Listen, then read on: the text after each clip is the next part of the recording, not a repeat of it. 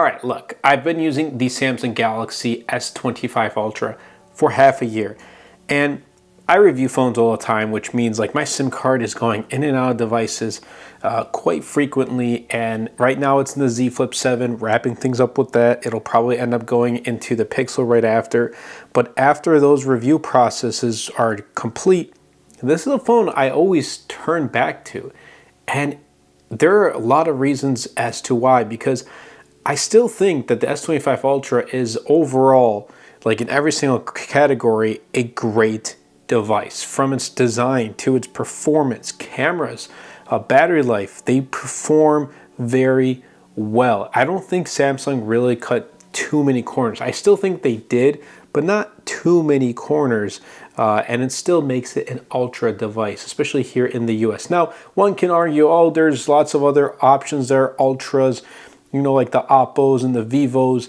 that have much better specs and much better camera quality, all that stuff. And yes, that's an argument. But look, a lot of people here in the US, we don't have those options. All we have are really the Galaxy S series or Samsung devices, the iPhones, and the Google Pixels, and maybe some OnePluses and Motorola's here and there. But the top three are those: Apple, Samsung, and Google. So we got to talk about the S25 Ultra, and I think why it still stands out on top half a year later. And I would still recommend it, and I wouldn't say right now at least wait for the S26 Ultra. This is still a good buy because phones have gotten so good. There is no need to wait for the next year, or there's no need to pick up a new phone every single year if you're just using it for, you know, everyday tasks. Now, starting things off with design, the premium build, I absolutely love it. It's got that titanium frame, which I am rocking a case, a super slim case from Fiberborn, Thinborn, same company, but yeah, clean, minimal, aesthetically pleasing. I'll be leaving a link in the description down below. It's also got Gorilla Glass Armor 2, and after half a year, it still looks fresh, and I don't have any wear or tear with this phone. I try my best to keep it as, you know, protected as much as possible. And then the S Pen right here is also intact, no issues whatsoever there. The flat edges, really do like it with, you know, paired with the flat display. So I think in the design aspect, Samsung did a good job. It weighs 218 grams, which is, it's not too bad. It, you know, definitely does feel heavy, especially when you switch to phones that are a little bit lighter. But overall, I feel like it's still kind of well balanced, especially compared to its past Ultra models. This display though, absolutely gorgeous. 6.9-inch Quad HD dynamic AMOLED display, 120 Hz LTPO, and up to like 2600 nits of peak brightness, which is very good. You know, in outdoors, you won't have any issues whatsoever. The anti-reflective coating is still here, but this year I actually threw on a screen protector, as you can see. So like you don't see the anti-reflective coating intact because of the screen protector, but there are anti-reflective coating screen protectors too. However, Samsung having it, like, you know, in the actual display itself is a huge plus. And if it were not, you know, for the scratches that I would be getting on my past S Ultras, then I probably wouldn't be rocking a screen protector with this either. But I just wanted to be extra safe with the S25 Ultra. But outdoor visibility is phenomenal compared to a lot of other flagships. And the durability, like I've had no issues with scratches, frame dents, or any of that problems, or screen burn-in or whatnot. Now the S Pen, look, this one is like, there's no Bluetooth capability with this, so you can't really use it to take photos and things like that. I like how the S Pen is here, and, you know, here and there when I'm signing documents for like brand deal sponsorships or anything like that, then it comes in really handy. But I feel like Samsung is slowly shifting away from the S Pen, because I used to watch a lot of, you know, of the Note unveilings back in the day, and each year Samsung would update the S Pen with new features, and for the past couple of years it's been pretty stagnant. Like, I haven't really, in fact, they're taking away capabilities. So I don't really know. I'm actually starting to get a little upset that Samsung's taking some features away and they're not really focusing on the S Pen, even though I don't use it that much. I know people who use the S Pen and are upset with the removal of Bluetooth support. They're upset with, you know, the removal of S Pen integration with the Z Fold 7. So I feel like Samsung is slowly starting to phase it out. I don't know. I hope they keep it. It still makes this phone iconic and still reminiscent of the Note lineup, but we'll see as, you know, time progresses. But hopefully, Samsung, if you're watching, please keep the S Pen. Now let's move on to the performance and software. It's been half a year. Look, as expected, you know, Snapdragon 8 Elite chipset, 12 gigs of RAM. It's still buttery smooth half a year later for multitasking, for gaming, editing, whatever you want to use it for, social media, browsing, all that great stuff. The benchmarks are great, but, you know, I don't get into details of the numbers. And real world performance is even better. I'll put it that way. For me, I'm a heavy user. I'm using my phone for pretty much everything, for both personal and then for, you know, YouTube, business, social media, work. And it's tackled everything at ease. Again, that makes sense with the latest Snapdragon 8 Elite chipset. But if you are a light user, like, you're not gonna have any problem sending just emails, watching a couple of YouTube videos, calling, texting, and just the basic, you know, daily things we all usually do. Now, the vapor chamber cooling does keep this phone pretty cool, especially like when you're recording long videos or when you're gaming. And for me, like, the main two games I played, Clash of Clans and Call of Duty Mobile, and I haven't really noticed any overheating, and it doesn't get warm to the touch at all either. There are also a lot of AI features like Galaxy AI, and then like circle to search, live translate, and all that stuff. For me, generative edit has been like the default editing tool, like for Magic Eraser types of things.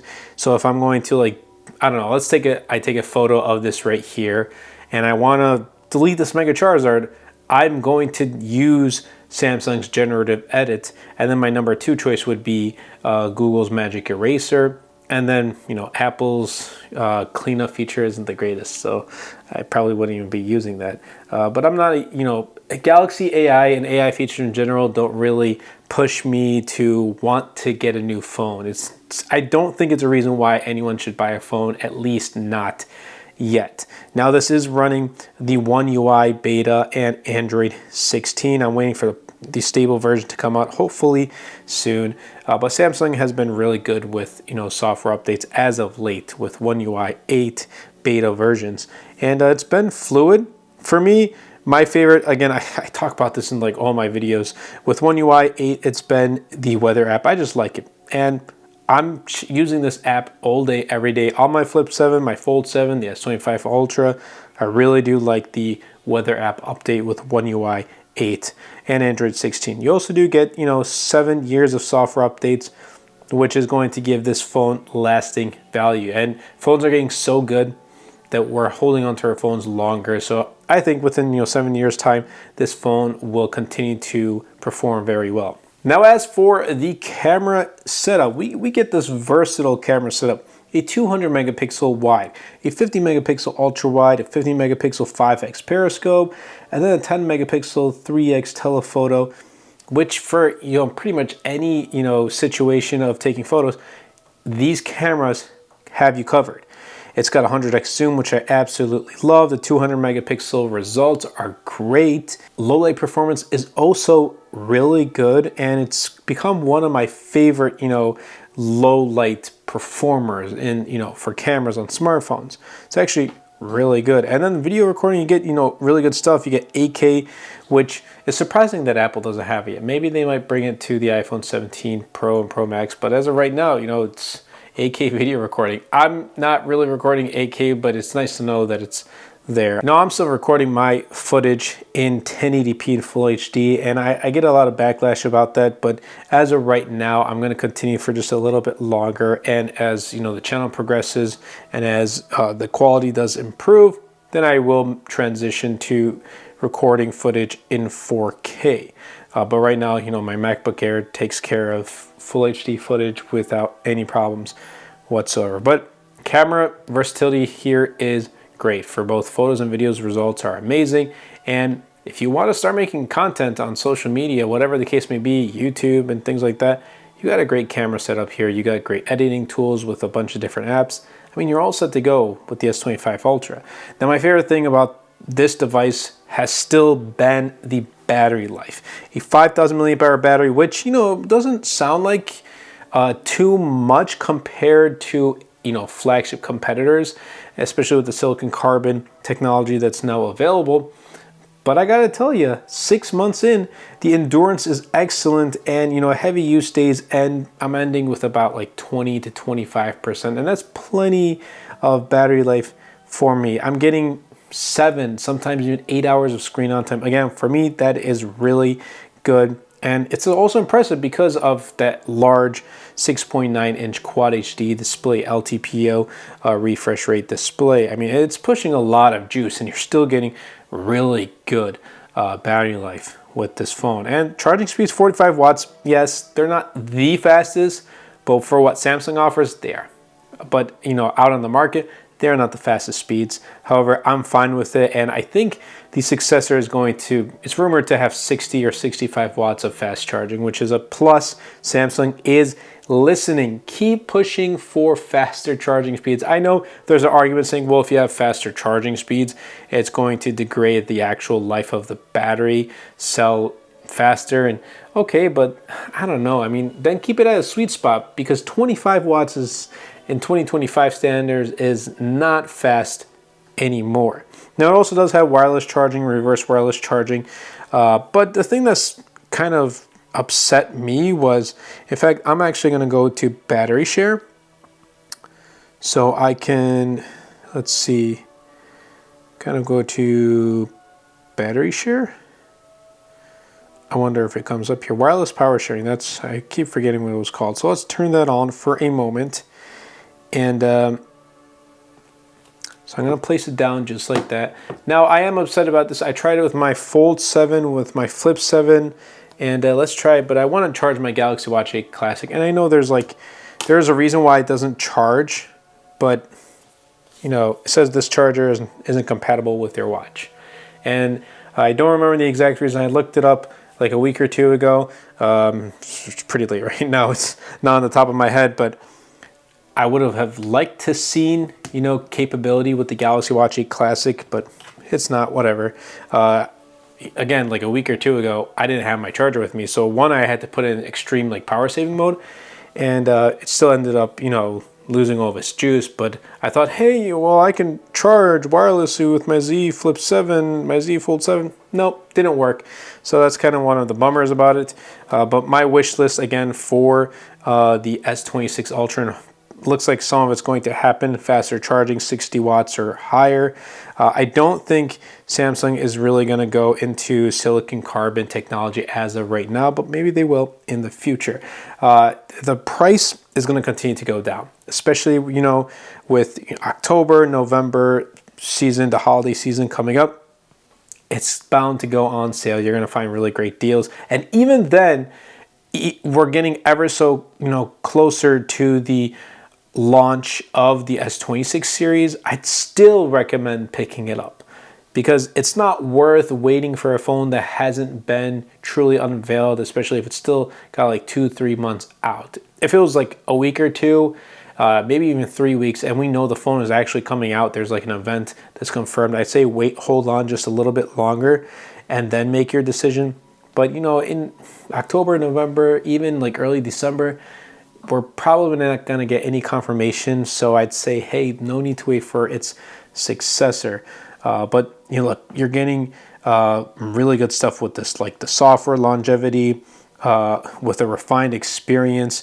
I still feel like this is the king of Android flagships, at least here in the US. I think this has strength in every single category, from display to cameras to performance to battery life and software support, all stand out as best in class. And I don't think this is not just powerful on paper, but it's consistent in real world use day after day. And I think that's what's more important than just having the best numbers on paper, because at the end of the day, some of those specs aren't really going to matter for you. It's your experience. And that actually fits better with, the Pixel 10 series, because Tensor G5, for example, on the 10 Pro and Pro XL is not the most powerful chipset on the market. So that model kind of fits with Google devices much better, but it still fits here. A lot of people are going to look at the real world use experience rather than just numbers. Yeah, numbers sound cool, and having high numbers is cool and all, but how does that equate to day-to-day experience? That's what's important, and this device delivers. I think it's super easy to recommend. Whether you're into photography, you're into gaming, productivity, this phone really does suffice. And for me, looking ahead, I'm excited and to see what Samsung has to offer with the S26 Ultra one that does come out. But right now, this is still the phone, one of the phones that Samsung has released in 2025 to beat. But I hope you guys did enjoy this video. If you did, definitely be sure to superman the like button, comment down below, and best of all, share this video because it really does help out the channel out a lot. Definitely be sure to check out my latest wallpaper pack. It is called Vintage Flourish. I'll be leaving a link in the description down below. This is actually one of my more favorite wallpapers that I have kind of come out with. And then also just a little thumbs up and shout out to some Pokemon stuff right here. We got the Mega Charizard X right here. Legends Z is coming out soon in October, so we gotta show some love to the Megas right there. And then we got some sleeved Stevens Metagross EX and Team Rocket's Nidoking EX from Destined Rivals. These are actually GameStop singles, so surprising that they sell singles now. But I hope you guys did enjoy it. And also I have those Pokemon channel too, so definitely be sure to check that out. We're almost at 1,000 subscribers. Definitely be sure to subscribe and support the channel. Anyway, that's been a lot for me. I hope you guys did enjoy, and I'll catch you all in the next video.